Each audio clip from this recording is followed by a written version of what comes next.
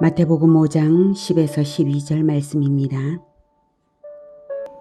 심령이 가난한 자는 복이 있나니 천국이 그들의 것이며, 애통하는 자는 복이 있나니 그들이 위로를 받을 것이며, 온유한 자는 복이 있나니 그들이 땅을 기업으로 받을 것이며, 의에 줄이고 목마른 자는 복이 있나니 그들이 배부를 것이며, 긍휼히 여기는 자는 복이 있나니 그들이 긍휼히 여김을 받을 것이며, 마음이 청결한 자는 복이 있나니 그들이 하나님을 볼 것이며, 화평하게 하는 자는 복이 있나니 그들이 하나님의 아들이라 일컬음을 받을 것이며, 의를 위하여 박해를 받은 자는 복이 있나니 천국이 그들의 것임이라. 나로 말미암아 너희를 욕하고 박해하고 거짓으로 너희를 거슬러 모든 악한 말을 할 때에는 너희에게 복이 있나니 기뻐하고 즐거워하라. 하늘에서 너희의 상이 큼이라. 너희 전에 있던 선지자들도 이같이 박해하였느니라. 사랑하는 형제 여러분, 3월 19일 토요일 저녁 묵상에 오신 것을 환영합니다. 예수님은 에덴에서부터 선언되신 하나님 나라의 왕이십니다. 하나님 나라는 무릉도원이라기보다는 국가입니다. 영토, 국민, 주권의 3요소를 갖추는 국가 개념을 가져야 합니다. 아직 영토는 갖추어지지 않았지만 국민과 주권자가 언약으로 맺어진 건국 중인 국가입니다. 예수님은 왕이시고 믿는 자들은 백성인데요. 영토는 예수님의 재림 때에 새하늘과 새 땅이 제공되고 구체적인 영토가 될 것입니다. 하나님 나라의 건국은 구약시대부터 시작되어서 지금도 진행 중입니다. 이 과정의 역사는 죄인들을 구원하여 속하는 역사라고 구속사라고 하는데요. 구속사는 지금도 진행 중입니다. 성경 전체를 관통하는 구속사적 관점에서 하나님 나라를 이해하는 것이 마태복음을 진정으로 이해하는 바탕입니다. 그리고 하나님 나라는 왕과 백성의 언약으로 되고 언약 백성에게 언약의 주군인 왕이 영토를 제공합니다. 언약적 관점이 하나님 나라를 이해하는 바탕입니다. 그런데 영토가 본질이 아니라 왕과 백성의 교제가 본질입니다. 왕이 백성에게 영토를 제공하지만 그것 자체가 본질이 아니라 왕과 백성의 교제가 하나님 나라의 본질입니다. 영토는 교제가 이루어지는 장일 뿐이죠. 간단히 정리하면 예수님은 에덴에서부터 예정된 왕이십니다. 옛뱀 마귀의 머리를 밟을 여자의 후손이라고 예언되었죠. 둘째로 하나님 나라는 왕이 언약 백성에게 영토를 주고 왕과 백성이 교제하는 장입니다. 그런데 아직은 영토가 없죠. 그 영토는 새하늘과 새 땅이고 예수님의 재림 때에 제공됩니다. 천국 완성이 아직 도래하지 않은 역사 단계에 우리가 살아가고 있는 것입니다. 셋째로 예수 그리스도는 초림으로서 천국의 건국을 시작하시고 선언하시고 재림으로서 건국을 완성하실 언약의 주, 영원한 왕이십니다. 왕으로서 예수님은 5, 6, 7장에서 천국의 법을 선포하고 계시고 마태복음 5장 1절에서 12절까지가 천국 백성의 자질을 말씀하고 계십니다. 그 자질은 심령이 가난한 자, 애통하는 자, 그리고 온유한 자, 의에 줄이고 목마른 자, 긍휼히 여기는 자, 마음이 청결한 자, 화평케 하는 자, 의를 위하여 박해를 받는 자입니다. 오늘은 10, 11, 12절 의를 위하여 박해를 받은 자입니다. 9절까지는 한 절씩 하나의 자질을 말씀하셨는데요. 10, 11, 12절에서는 세 절에 걸쳐서 의를 위하여 박해를 받은 자를 말씀하십니다. 그만큼 중요하겠죠. 그리고 11절 나로 말미암아 11절은 10절의 확대 설명이므로 의를 위하여 박해를 받은 자가 곧 예수님으로 말미암아 박해받은 자입니다.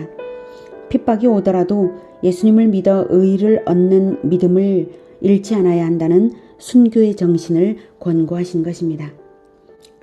인상 깊은 것은 천국이 그들의 것이라고 하셨죠. 천국이 그들의 것. 상급이 심령이 가난한 자에게 주어지는 상급과 똑같죠? 어떤 공통점과 차이점이 있을까요? 이 두 가지가 다 하나님께 의지하는 태도라는 점에서 같습니다. 심령이 가난하면 하나님을 간절히 사모하죠.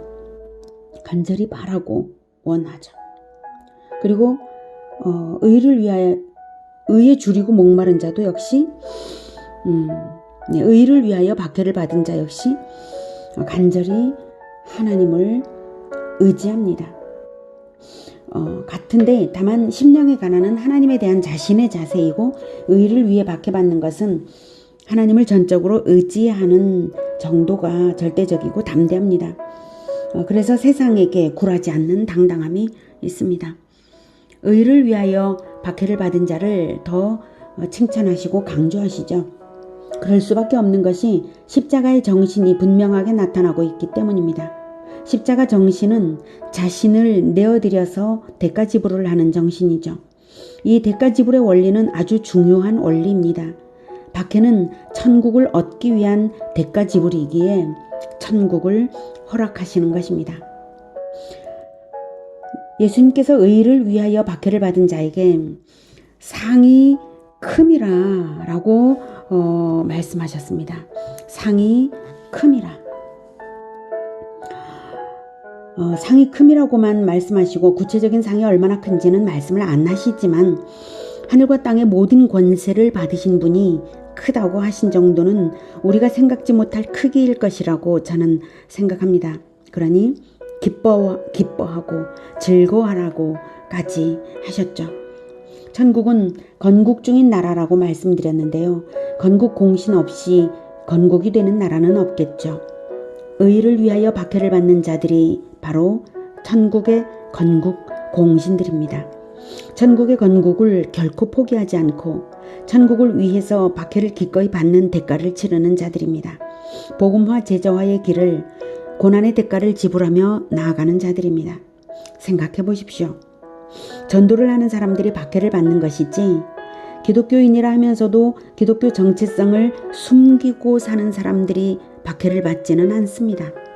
고난의 대가 지불을 하는 사람들은 전도를 하는 사람들, 박해를 받아도 전도를 포기하지 않는 사람들입니다. 예수님은 박해받는 건국 공신들에게 가장 큰 상을 주겠노라고 선언하시는 것입니다. 건국의 과정에는 건국의 공신들이 반드시 필요하고 건국의 공신들로 12제자들을 부르신 것이고 또한 그들에게 모든 민족 제자화의 사명을 맡기셨습니다. 물론 우리들을 포함해서요. 의를 위하여 박해를 받는 건국 공신들 없이는 천국 건국이 되지 않는 것입니다. 그래서 예수님은 모든 민족 제자화에 나서는 제자들에게 약속하시기를 하늘과 땅의 모든 권세로서 세상 끝날까지 함께 하시겠다고 하셨습니다. 그리스도의 전권을 입혀주실 정도로 예수 제자의 사역은 절대적으로 중요합니다. 자기를 부인하고 십자가를 지고 주님만 따르는 그 길을 가는 자라면 그는 반드시 하나님 나라의 성취를 볼 것이라고 하셨습니다. 마태복음 16장 24에서 28절에 이에 예수께서 제자들에게 이르시되 누구든지 나를 따라오려거든 자기를 부인하고 자기 십자가를 지고 나를 따를 것이니라. 누구든지 예수 제자가 될 수 있다고 누구든지 제한 없이 부르셨습니다. 특별한 사람만 예수 제자가 되는 것이 아닙니다. 다만 자기를 부인하고 자기 방식이 아니라 반드시 예수님의 방식대로 따라야 합니다. 그리고 자기 십자가를 지고 자기가 개척하는 공동체를 위한 십자가가 바로 자기 십자가입니다. 십자가는 원체 죄인 구원을 위한 고난을 뜻하죠. 즉 교회 공동체를 위해 고난의 대가 지불을 하되 자기를 부인하고 예수님의 방식대로 따르는 자는 예수 제자가 될 수 있습니다. 25절 누구든지 제 목숨을 구원하고자 하면 잃을 것이요 누구든지 나를 위하여 제 목숨을 잃으면 찾으리라. 네. 누구든지 제 목숨을 구원하고자 하면 공동체의 생명을 잃을 것이요 누구든지 나를 위하여 제 목숨을 잃으면 공동체의 생명을 찾으리라는 말씀입니다. 26절 사람이 만일 온 천하를 얻고도 제 목숨을 잃으면 무엇이 유익하리요? 사람이 무엇을 주고 제 목숨과 바꾸겠느냐? 온 천하의 것, 이 땅의 것은 아무리 값진 것도 목숨만큼 못한대요. 그러나 그 목숨조차도 영생 천국에는 비할 수 없습니다. 그러므로 이 땅의 목숨으로 대가 지불을 기꺼이 하는 자에게는 천국의 권세로 보상하시겠다는 것입니다. 27.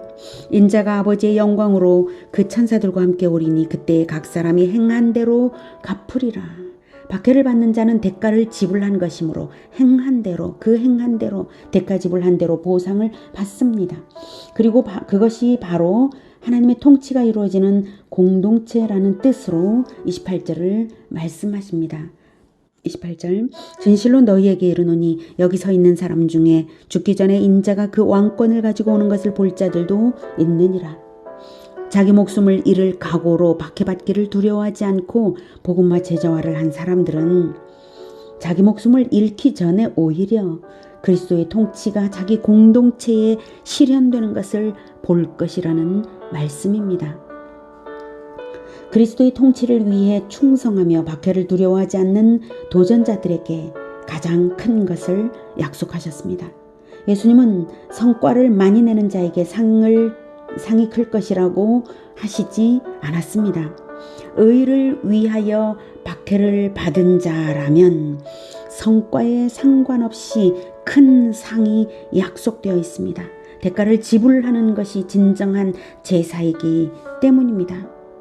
대가를 지불해서 그 다음 열매를 주시는 것은 하나님이 주시는 것이고 대가를 지불하는 것 그 자체, 박해를 받는 것 그 자체, 십자가를 지는 것 그 자체가 중요하기 때문입니다.